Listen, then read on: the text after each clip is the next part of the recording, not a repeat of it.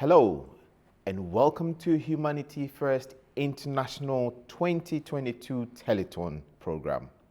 I am Ibrahim Kwame Asante, Director of Marketing, Humanity First Ghana, and Head of Training and Strategy, Humanity First International.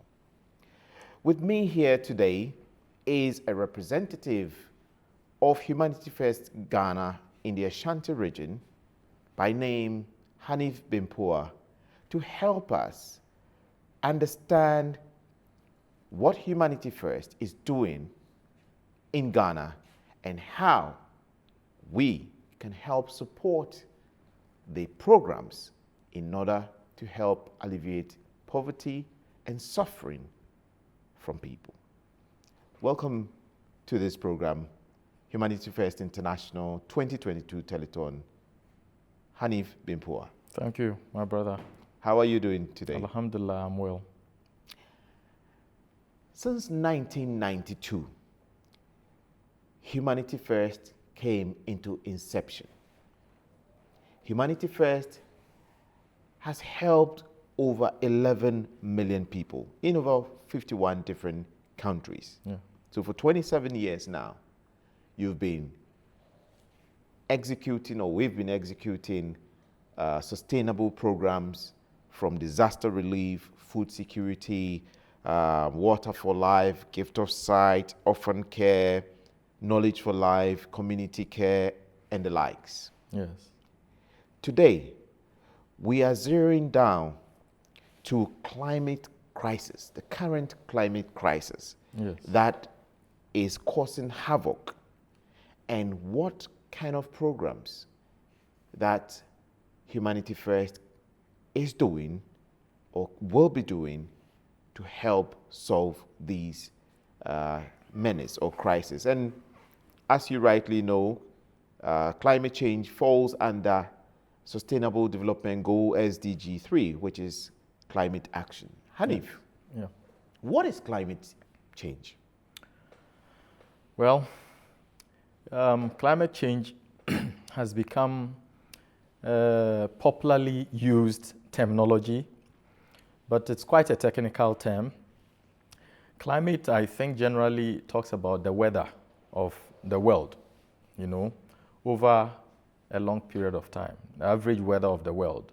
So for instance, you can consider maybe 10 years, 50 years, or 100 years. The average weather conditions will represent the climate. So when you talk about climate change, the point then is you are trying to look at the changes that have occurred to the weather over this period of time.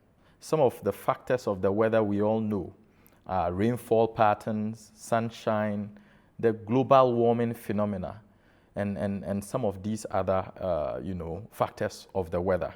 So when these things change over a period, we call it climate change. So when it changes over a period, is climate change. Are we having any effect of this sort of climate change, rainfall patterns, sun shining unbearably, and all that? Are we experiencing any of these effects here in Ghana? And if so, how devastating is it? In fact, my brother, we have seen yet some of the most devastating impacts of climate change in Ghana in recent times, and we are still living through it as we speak. In fact, the whole world has heard of various crises all over the world. Most recently is the Pakistan floods, and in the US, some storms and all that. But some of us may not have paid attention to what is happening in Ghana.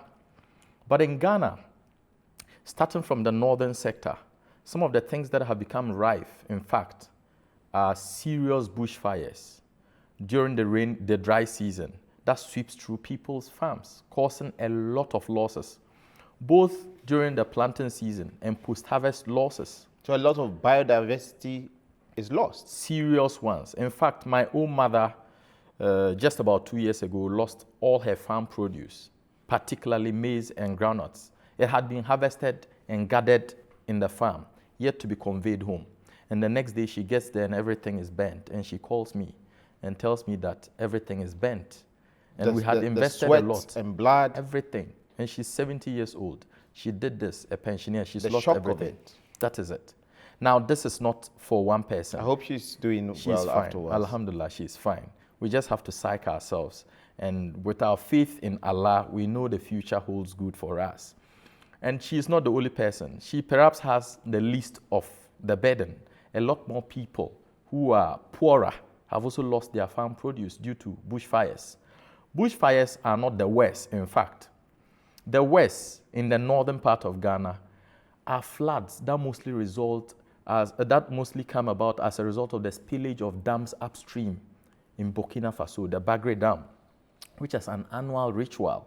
It happens in the upper east and the northeastern regions and even the northern regions of Ghana. You say it's an annual ritual. Yes. So it means there is a pattern and people are aware it's going to happen. Yes, people are aware it's going to happen. So why haven't we been able to put things in place to mitigate the damage? Exactly. Some efforts have been done, I must admit, by the authorities of the nation, the NADMO, National Disaster Management. They have done a lot of work towards that, but they cannot take the whole burden. Some people are indigents of those lands and they have nowhere to go. So you try to mitigate it. Nevertheless, it still affects a lot of people. It washes away their farms. It washes away their livestock to the extent that even human lives are lost. A lot of people, not in the tens, sometimes more than the tens. So these people are warned. They try to move upland, yet they will lose their farms because the farms cannot be moved upland and they have no other land anywhere. These are some of the effects of climate change we are trying to work on, Humanity First Ghana, in the northern part of the country particularly. Now, when you come down south, a lot of devastation has been seen recently and it's ongoing. Today I have read the news and I found that the Wager Dam has overfilled its banks and has been spilled once more. Just 2 weeks ago it was spilled and it was serious disaster. So it's a dam downstream south here in Accra. Yes. And it's overflooded. It's overflooded because of the erratic rainfalls. In fact, the heavy rainfalls of recent times, that was unexpected. Because it was unexpected, it's a new phenomenon. In fact, listening to the news, they said they've never seen this scale of devastation out of the floods of the Wager Dam. But now they are seeing it. And it's reported that it is rains from the eastern region that have failed it because the Wager Dam takes its source from rivers upstream, that direction. So you can see that these are all effects of climate change because of the erratic rainfall and the unpredictable rainfall patterns we are seeing in Ghana. How does this climate change affect the individual human being? Does it make us poor, healthy, unhealthy? How does it affect us? Yes, indeed. In what areas? Yes, of our lives? One must admit that climate change is not a new thing. However, in recent times, it has become serious in our lives. First of all, as I gave the example of my own mother, it has affected her streams of income. She's a pensioner. She gets a few allowances from the government. However, these are other sources of income that she uses to take care of herself, her health. Apart from that, this is where she feeds all over the year. She harvests these things and she feeds herself. Now, all that has been washed away by fires and by water. Now, my mother is even better. There are people who are poorer, particularly in the northern parts of Ghana, who rely on these food items both for their own sustenance and for the upkeep of their families, for sponsoring their children to go to school, for treatments in hospitals, and every aspect of their lives. So you find out that it brings severe hunger in those parts of the country, particularly during the dry seasons, because these parts of the country have one rainy season. And mostly they farm once in the whole year. So when they lose all their produce, it tells you where they are going towards. So severe hunger.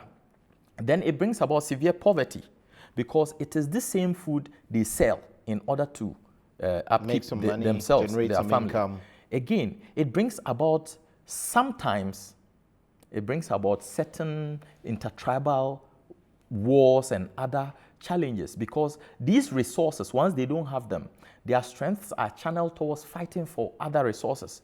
Then you find out that there are reports of clashes in the northern part of Ghana, Poverty brings about these things. And these things are caused by climate change too, because climate change will bring about poverty. The people who have nothing else to expend their energy on, they have to go to other things. So they fight over land, they fight over unnecessary things. So it means climate change has a direct linkage in terms of effect to even the country's national security. Perfect. Climate change has that tendency of affecting national security. It also has a tendency of moving people in the Sahel regions and the immediate northern parts of West Africa to move down into Ghana in order to be able to engage in this illegal mining called galamsey in recent times. Even the Ghanaians themselves, particularly in the northern part of the country, who are unable to sustain their farming activities, will troop down to the southern part and even some parts of the north that they've discovered gold. And they engage in unsustainable mining activities, thereby destroying the environment, terribly affecting the water bodies, so that those people who rely on our water bodies for both agriculture and drinking are left with no option but again, to suffer worsening severe the climate exactly. change. So you find out that the climate status. crisis indeed is multidimensional. The immediate effects are seen as hunger, poverty, and all these other loss of property and even lives. But then the indirect effects are even more, because it comes to affect jobs, it comes to affect the environment, it comes to affect national security and all these things. So what is Humanity First Ghana doing about all these to help solve these issues? Humanity First Ghana indeed has embarked on some audacious projects. In fact, I must confess, I'm proud of our chairman, Alhaj Farouk Saab. He's focused, and with the guidance from our international partners, indeed, we are able to focus on certain thematic areas. When you look at the climate crisis, it affects areas like food security, it affects poverty relief, it also affects, sometimes, it affects even global health. So it affects water crisis and other areas. So these are some of the areas that Humanity First Ghana is targeting in order to mitigate the negative effects of climate change. And if we have time, I can be able to give you some projects, specific projects that Humanity First is putting into these areas in order to alleviate the suffering of Ghanaians. We will get into that in a minute. Yeah. How are you funding such projects? How is Humanity First funding all these projects which are meant to help solve these climate crisis issue that we have at hand? The funding of Humanity First, I can only say, is by the grace of Almighty God. Essentially, the brainchild of Humanity First is the fourth Khalifa, Hazrat Mirza Tahir Ahmed, of the Ahmadiyya Muslim community. And when he was launching Humanity First, he made a particular, very instructive statement. He said that even as Humanity First is being brought to life by a religious organization, Humanity First is not going to be funded by only Ahmadi Muslims. Even non-Ahmadis can also contribute their quota to Humanity First. So this is a charity that belongs to all. It belongs to all. It's a non-religious charity. Perfect. And it serves all. It doesn't serve Muslims alone. It doesn't serve Ahmadi Muslims. In fact, it doesn't target Muslims. It targets humanity. The current Khalifa, may Allah be his helper, has stated categorical that all people who work for Humanity First and volunteer for Humanity First should remember that the meaning of Humanity First is humanity should be the first, and your own pleasure and comfort should be secondary. So it means that it is charitable. It's an NGO. It has nothing to do with government unless to partner to serve the people. It doesn't take funding from any government, but individuals. I contribute monthly, at least. There is no month I contribute less than 50 cedi in my own little way. And whenever there is a special program like this, I contribute again through the Momo. And I contribute all the time. Yet I am a volunteer who spends my own pocket money to do the ups and downs like you do for Humanity First. We are not paid. You know that already, I believe. But for the sake of our beautiful audience and viewers, would want to state this. So Humanity First needs the funding of all, indeed. Indeed, Humanity First needs the funding of all, and everyone can volunteer to serve in Humanity First. So please, let me say that you can donate through the Humanity First Momo number if you are in Ghana, through the MTN Momo number, to the number on your screen, and it is 0591 437 454. And I'm repeating the number again, please. It's 0591 437 454. You can also send it through the merchant ID 147244. The merchant ID again is 147244. If you are outside Ghana, you can also send it to the link on the screen and to the Visa card numbers and the other modes of payment on the screen if you are outside Ghana. Every little helps. Back to you again, Hanif. What are some of the programs that Humanity First is executing to help solve this hunger and extreme suffering challenge that we have at hand due to the climate crisis? Yes, thank you for this question. Perhaps it is the most crucial of the questions so that our viewers can understand the kind of help we need from them and the kind of work we are doing with it. With the guidance of our beloved Khalifa, the worldwide head of Ahmadiyya Muslim community, with the guidance of our Amir in Ghana, and with the guidance of our partners of Humanity First worldwide, we have been able to embark on some very bold programs. First of all, we have always been in the water business, water for life. We've always been providing water for the poor people who have suffered due to the erratic rainfall, because most of them Do you sell to them or what? Not at all. These people enjoy from our boreholes that we dig in their communities and leave it for them to be able to take care of themselves. It's free for everybody.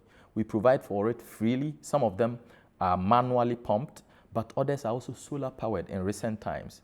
The solar powered ones are more sustainable, so that if a person is even disabled, the person can benefit from the water. This is one thing we are doing so much, particularly in the northern part of the country, which has the worst poverty statistics and worst affected by the drought. Now, the second one, and the most recent one we've been doing, is in the area of food security.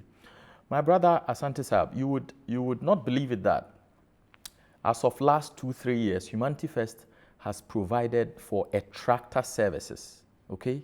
And this tractor services is provided for about 2 regions, I think the Northeast region and the Northern region.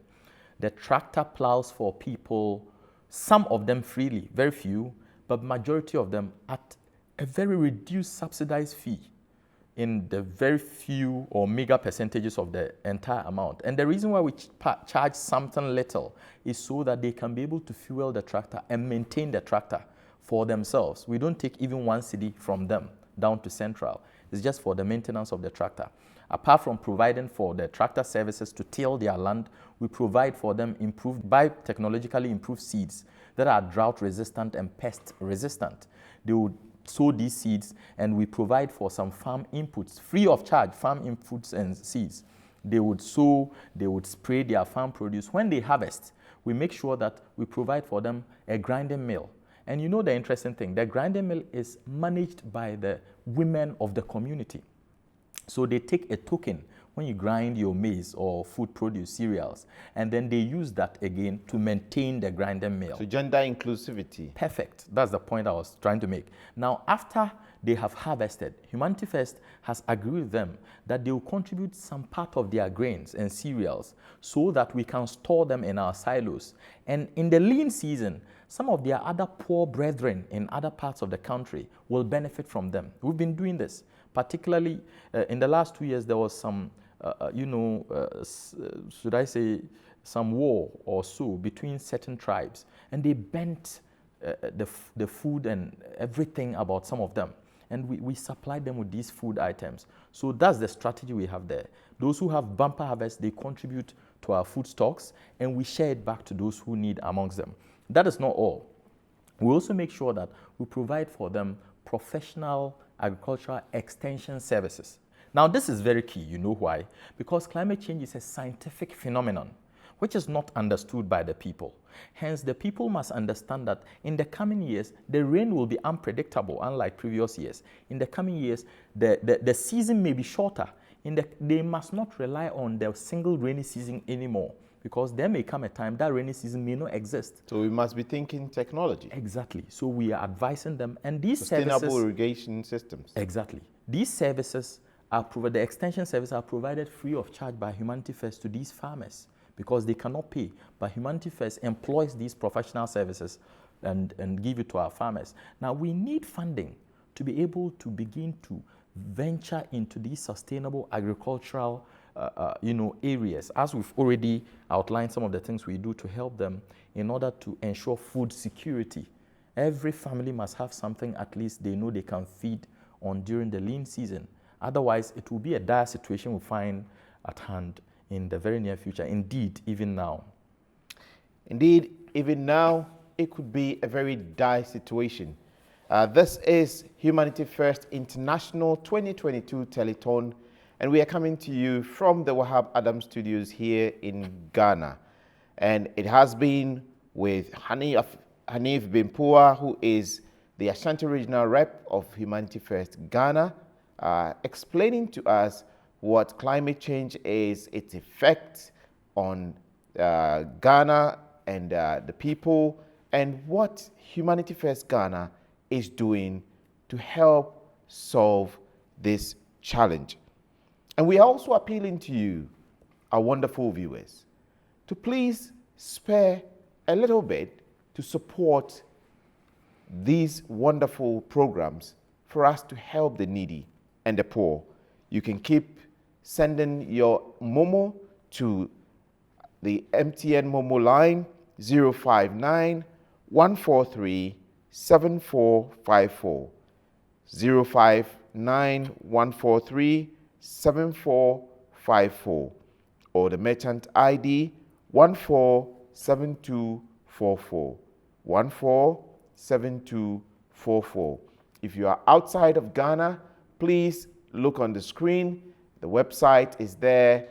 The avenues to pay with your cards are all there. Please put your hand in your pocket. Take your mobile phone if you are in Ghana. Send something, 5 cedis, 10 cedis, 20 cedis. It is not about the amount. It is the intention and the love behind it to help our fellow human beings. Hanif. Yes, my brother. If care is not taken, if we don't pay attention and take the necessary actions, what is the worst case scenario? Worst case scenario. My brother, the worst case scenario is insecurity, health disasters in the nature of epidemics that can become pandemics, global pandemics. The worst case scenario includes poverty, death. That is the worst case scenario. It's already happening. Death is the worst case scenario. And so we'll have chaos. You have everybody moving from the poor areas down to the city centers, as our population and housing census in Ghana here has shown since the 2021 population census. It's shown that the cities are growing more populated and the farming areas are growing less populated. So it tells you that less food will be produced, but more people will be centered. It will become insecurity in the cities. So yes, in order to prevent this poverty, prevent hunger, severe hunger, prevent the potential health impacts that will come in the nature of epidemics due to floods that bring about death into our food, our homes and everything, we need to really pay attention to this endeavor, which Humanity First is putting in place in collaboration with other NGOs like IAAE, who have been helping us establish our boreholes and all that. This is what I can say for now. So Humanity First do you collaborate with any other organizations in Ghana to carry out your activities, or you just work solo on your own? Not at all. You know, as we are taught by our Islamic principles, we ought to obey authority. So we are a registered organization in the first place. We work in tandem with the local assemblies. We work also with NADMO. We work with other NGOs who are into the provision of these kind of services. In the recent COVID period, we worked with a lot of NGOs, in fact. We worked with churches. We worked with all manner of people. When I mean churches, I mean Christian churches, even though we are Muslims. We go in there and we donate. And some of them also contribute to us to go and donate elsewhere. So we work with all manner of people, indeed. The list is endless, in fact. What has Humanity First been doing in helping out during this pandemic period? By the grace of Allah and with the help of some of our donors, we were able to pull together resources, and we stocked our food banks. We also prepared a lot of PPEs. We prepared a lot of informatory materials for educating people on the effects of the pandemic and some of the methods and steps to take to avoid suffering some of the diseases that came along with the pandemic, the concomitant effects, let me put it that way. Humanity First was able to share a lot of food items. We were personally involved. A lot of people were complaining that they've heard that food is being shared by state agencies, but they are not seeing anything. But they saw us on the ground. They saw you on the ground. They saw us on the ground. So to end in 30 seconds, what would you say to the viewers with regards to an appeal for them to donate? Why should one donate to Humanity First? Are you not going to use the money to pay executives or to buy air tickets and house people in hotels? What's different from Humanity First when it comes to you as a charity with others? Yes. I have always said each time I get the opportunity to speak to in 30 seconds our donors that Humanity First perhaps is very unique because we are volunteer based. I'm a volunteer personally. You are a volunteer, as I know. And we spend of our own to do our duties. We do not even spend from Humanity First. Now, the meager resources of Humanity First usually are invested in the people. The only way you find that some money goes into operation in Humanity First is when a central operation. For instance, if we have to cut food items to go and give to some people, we have to hire a vehicle. To that extent, and those kind of expenditure are the only things that money goes into that is not directly to the person, even that it is indirect. So I can assure all our donors that no money goes into our personal pockets because it's volunteer based. And we go by our Islamic teachings for the sake of human beings, God, and country. Thank you so much. It has been a wonderful time with you, Hanif Bipua, representative of Humanity First Ghana in Ashanti region. And this is Humanity First International 2022 Telethon. I am Ibrahim Kwame Asante, the Director of Marketing Humanity First Ghana and Head of Training and Strategy Humanity First International. And we have been looking at the climate crisis, its effects on Ghana, and what Humanity First has been doing to help it. Please keep sending in your donations to the Momo number 059-1437-454 and the merchant ID 147244 as is being shown on the screen. And if you are outside of Ghana, please follow the links and the other payment options to send in your donations. Nothing is too small. Let us together serve mankind. Love for all, hatred for none. Thank you.